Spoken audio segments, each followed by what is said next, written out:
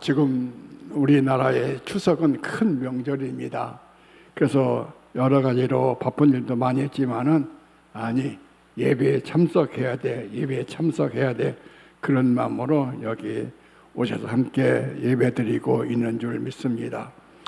바울이 데살로니가에서 복음을 전할 때에 많은 경건한 헬라인과 기부인들이 은혜를 받고 믿게 되었다는 말씀이 있습니다.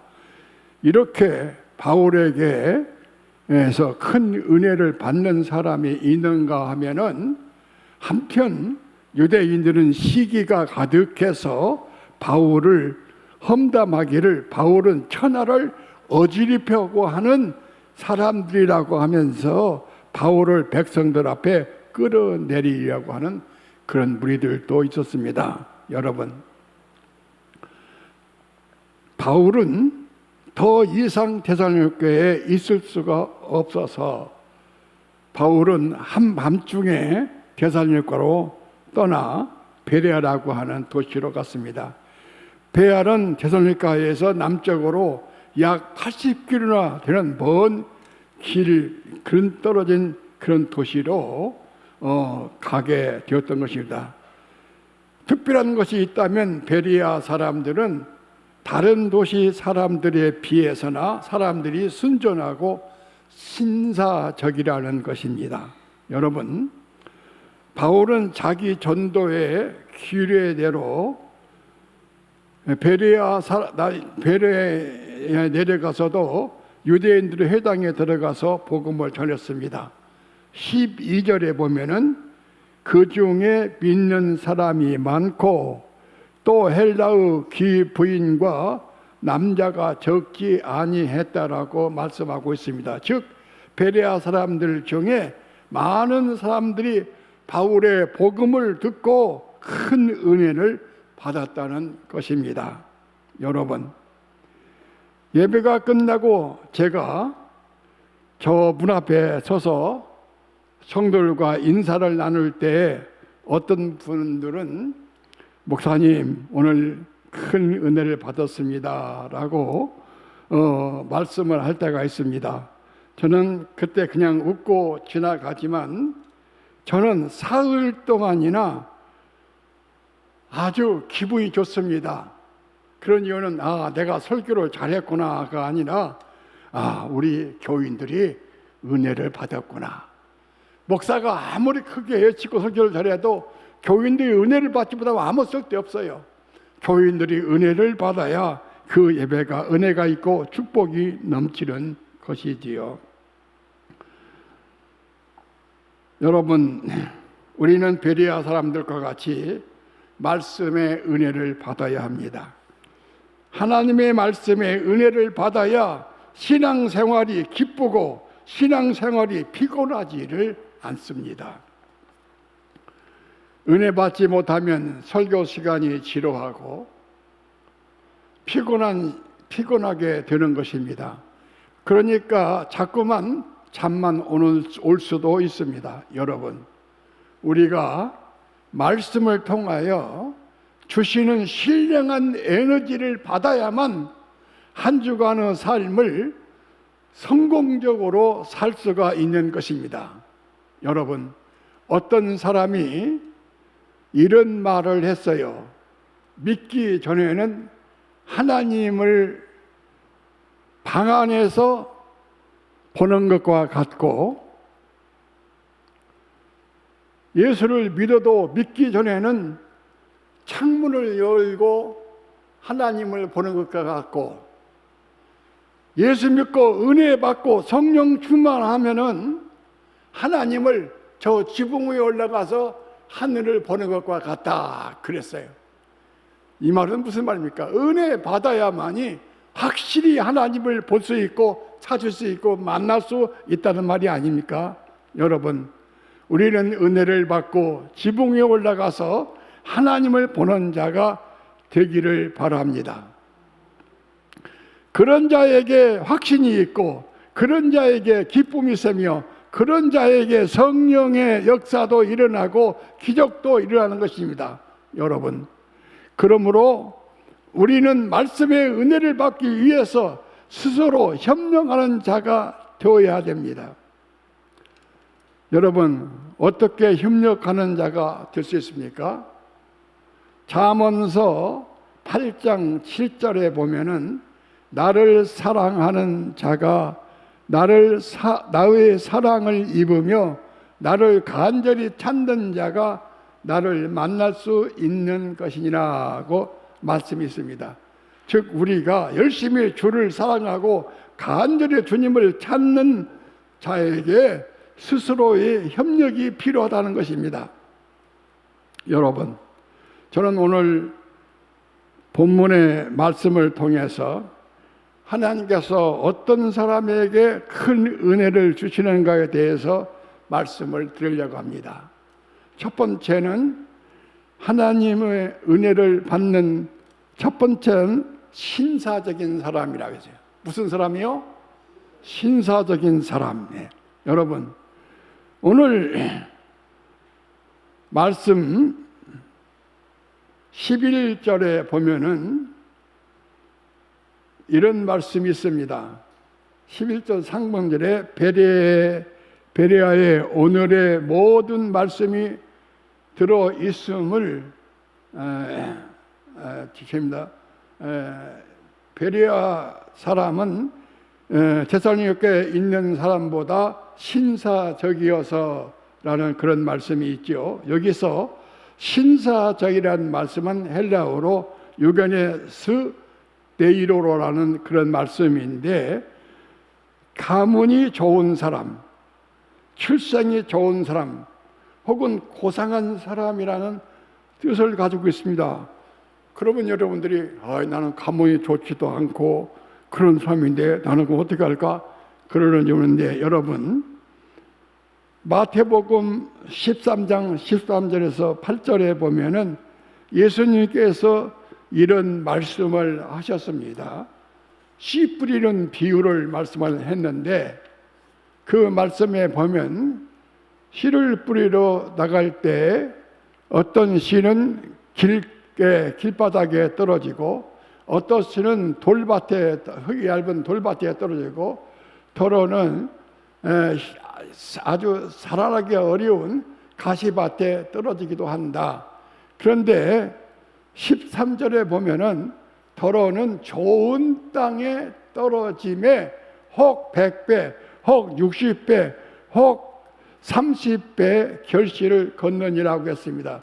이것은 곧 복음의 말씀을 신사적으로 잘 듣는 사람들의 마음을 의미하는 것입니다. 한번 따라서 합시다. 나는 좋은 땅이다. 나는 좋은 땅이다. 100배, 30배, 60배 수확을 거두는 그런 좋은 땅이죠. 여러분, 베레아 사람들이 큰 은혜를 받은 이유가 무엇입니까? 그들은 좋은 밭을 가진 사람, 신사적인 사람이라는 것입니다. 즉 그들은 마음이 순수하다는 것입니다. 그들은 말씀을 비꼬거나 무조건 부정하거나 비타적인 그런 사람이 아닙니다. 그들은 말씀에 대해서 매우 궁정적이고 신사적이고 하나로 말씀의 큰 은혜를 받기를 원하는 그런 사람들입니다. 여러분, 우리가 말씀의 은혜를 받지 못하는 이유 중에 하나가 나에게 있다고 생각을 해야 됩니다. 즉 너무 말씀을 부정적으로 듣거나 내가 가지고 있는 작은 지식이 있다고 그 말씀을 부정하거나 비꼴 때 절대적으로 그런 사람은 은혜를 받지 못합니다. 여러분, 성령님은 베레아 사람들 같이 신사적인 사람을 좋아합니다. 성령님은 그런 신사적인 사람들을 찾아가서 큰 은혜를 베푸는 것입니다. 여러분, 사람들도 신사적인 사람을 좋아합니다. 만나면 시비를 걸거나 비판적인 사람, 또 그리고 매사에 부정적인 사람, 그런 사람을 좋아하는 사람 하나도 없습니다. 오늘 본문에 나오는 유대인과 같은 그 사람이 되면 안 됩니다. 오늘 본문 17장 5절에 보면은 그러나 유대인들은 시기하여 저자의 어떤 괴악한 사람들을 데리고 떼를 지어 성을 소동케 하며 야손의 집에 달려들어 저희를 백성에 끌어내려고 했다고 하는 그런 말씀입니다. 여러분, 하나님이 큰 은혜를 주시는 이런 사람은 절대로 큰 은혜를 주지 않습니다. 하나님께서 은혜를 주시는 자는 말씀에 대해서 신사적인 사람, 또 말씀을 갈급하는 사람, 이런 사람에게 하나님은 은혜를 주시는 것입니다. 여러분이 바로 그런 베리아적인, 그런 신사적인 사람이 되기를 예수님의 이름으로 기원합니다. 두 번째로 간절함이 있는 사람이 은혜를 받습니다. 여러분, 본문 11절 반절에 보면은 데살로니가에 있는 사람들보다 더 신사적이어서 간절한 마음으로 말씀을 받고라는 말씀이 있습니다. 즉 베레아 사람들은 데살로니가의 사람들에 비교할 때 그들은 말씀에 간절함이 있었다는 것입니다. 즉 베레아 사람들이 큰 은혜를 받은 것은 그들의 마음에 말씀을 사모하는 간절함이 있었다는 것입니다.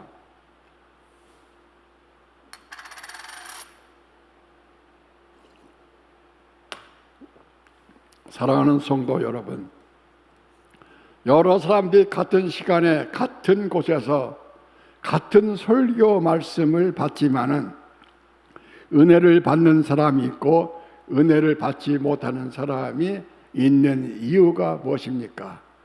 저는 간절함의 차이가 있다고 생각합니다. 즉 데살로니가 사람들보다 베레아 사람들이 더 큰 은혜를 받은 것은 간절함이 있었기 때문이라고 본문에서 말씀하고 있습니다.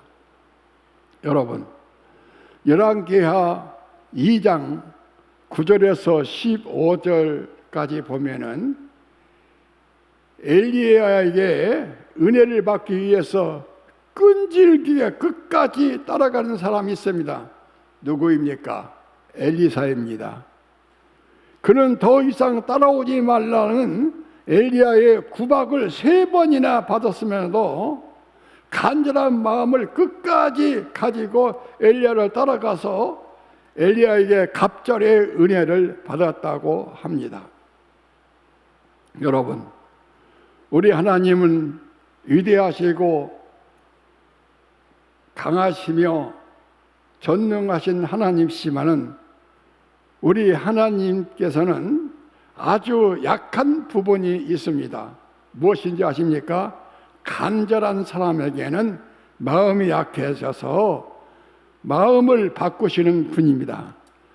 마태복음 15장 26절에 보면은 예수님께 들어와 시돈 지방을 지날 때에 가난한 한 여인이 예수님을 보고 소리 질러서 말씀하기를, 예수님, 우리 딸이 귀신이 들렸는데 고쳐주십시오 하고 소리를 질렀습니다. 그런데 성경에 보면은 예수님은 그 여인의 말을 무시하고 대답지도 않고 그냥 지나가셨습니다. 그때 그 일은 또 예수님 앞에 와서 절을 하면서 주여 저를 도우소서라고 부르짖었습니다. 그때 예수님께서 말씀하기를 자녀의 떡을 쥐에서 개들에게 던짐이 마땅치 않다. 아주 그냥 모독적인 말을 했어요. 그럼에도 불구하고 그 여인은 어떻게 했어요? 개도 주인의 상에서 떨어지는 부서기를 먹나이다 라는 말을 했습니다. 여러분, 그 다음에 어떻게 되었습니까? 주님은 그 여인의 간절함에 그 간절한 마음을 헤아려서 생각을 바꿨습니다. 그러므로 주님은 그 여인에게 말씀하시기를, 여자야, 내 믿음이 크도다. 내 소원대로 되리라 하시니 그 시로 그의 딸이 나으니라고 했습니다. 여러분, 이 여인이 간절함은 안 되는 것을 되게 하는 그런 큰 역사를 이룬 것입니다. 마지막으로 세 번째는 성경을 상고하는 사람이 은혜를 받습니다. 본문 11절 하반절에 보면은 간절한 마음으로 말씀을 받고 이것이 그러한가 하여 날마다 성경을 상고함으로 라고 말씀하고 있습니다. 즉 베레아 사람들은 날마다 성경을 읽고 묵상함으로 큰 은혜를 받게 되었다는 것입니다. 여기서 중요한 것은 그들이 날마다 성경을 상고함으로 라는 말씀입니다. 어쩌다가 성경을 한번 읽는 것이 아니고 날마다 읽었다는 거예요. 저도 아침에는 성경을 2층 사무실에 올라가서 꼭 한 장씩 읽습니다. 왜요? 하나님과 가까이 하기 위해서입니다. 여러분, 우리가 은혜 받는 수단이 각각 다를 수가 있습니다. 어떤 사람은 간증을 통해서 은혜를 받는 사람도 있고, 어떤 사람은 찬양을 통해서 은혜를 받기도 하고, 어떤 사람은 기도하는 중에 은혜를 받기도 하나, 그러나 가장 확실하고 큰 은혜의 말씀은 말씀을 통해서 받는 것이 가장 큰 은혜입니다. 사도행전 8장 28절에 보면은 에도피아 내무장관 네시가 에설람에 와서 예배를 드리고 내려가다가 마차에서 성경을 보고 있는데 그때 빌립을 만났어요. 그래서 빌립을 만나서 성경을 배울 때 큰 은혜를 받고 바로 문에 내려가서 침례를 받고 하나님의 큰 축복을 받았다는 말씀이 있습니다. 또 누가복음 24장 13절에 보면은 예루살렘에서 엠마오로 내려가는 두 제자가 이야기가 나옵니다. 그들은 예수님을 따라가는 사람인데 예수님이 십자가를 지시고 죽으심으로 너무 실망해서 엠마오로 내려가고 있는 중이었습니다. 거기에 부활하신 예수님이 그들에게 나타나서 말을 건넸지만 이들은 예수님을 알아보지를 못했어요. 그러나 예수님께서 그들에게 하나님의 말씀을 잘 풀어 할 때 그들의 가슴이 뜨거워졌고 예수님을 알아보게 되었습니다. 사랑하는 성도 여러분, 어느 무신론자가 믿는 자들을 반박하기 위해서 열심히 성경을 읽고 연구하다가 예수를 믿는 유실론자가 되었다는 말이 있습니다. 또 어떤 불량자가 목사님을 때려 죽이려고 했습니다. 그 이유는 주일날만 되면 또 다른 날도 맨 교회만 가는 거예요. 자기를 혼자 놔두고 말이에요. 그래서 이 목사가 어떤 놈인데 도대체 우리 아내를 이렇게 꼬셔가지고 늘 교회로 부르는가, 이 자식 내가 때려 죽여야지 하고는 가슴에 벽돌을 넣고 예배당에 들어가서 설교 끝나고 나오면은 때려 죽이려고 설교를 듣는데 설교를 듣다가 가슴이 뜨거워져가지고 회개하고 예배 끝나고 내려가서 내가 잘못했다가 용서해달라고 하고 예수를 믿었다는 그런 이야기도 있습니다. 여러분, 오늘 본문에서 같은 말을 하고 있습니다. 베레아 사람들도 하나님의 말씀을 날마다 상고하다가 큰 은혜를 받고 믿는 자가 되었다는 것입니다. 여러분, 히브리서 4장 12절에 보면은 하나님의 말씀이 왜 우리에게 큰 은혜를 주시는지를 말씀하고 있습니다. 그 말씀에 보면 하나님의 말씀은 살았고 운동력이 있어 좌우의 날선 검보다도 예리하여 혼과 영과 및 관절과 골수를 찔러 쪼개기까지 하며 또 마음의 생각이 뜻이 간절하였느니라 하는 말씀이 있습니다. 여러분, 베레아 사람들과 같이 은혜 받기를 원하십니까? 오늘 말씀에서 이 세 가지를 꼭 기억하시기 바랍니다. 첫째, 말씀 앞에서 신사가 되시기를 바랍니다. 두 번째, 말씀을 간절하게 사모하며 보시기를 바랍니다. 마지막으로 세 번째, 날마다 성경을 상고하는 그런 사람이 되시기를 바랍니다. 그래서 우리 강주 제1침례교회 성도들은 정말로 신앙이 좋고 은혜 많이 받는 축복된 교인들이 되기를 예수님의 이름으로 축원합니다. 기도하겠습니다.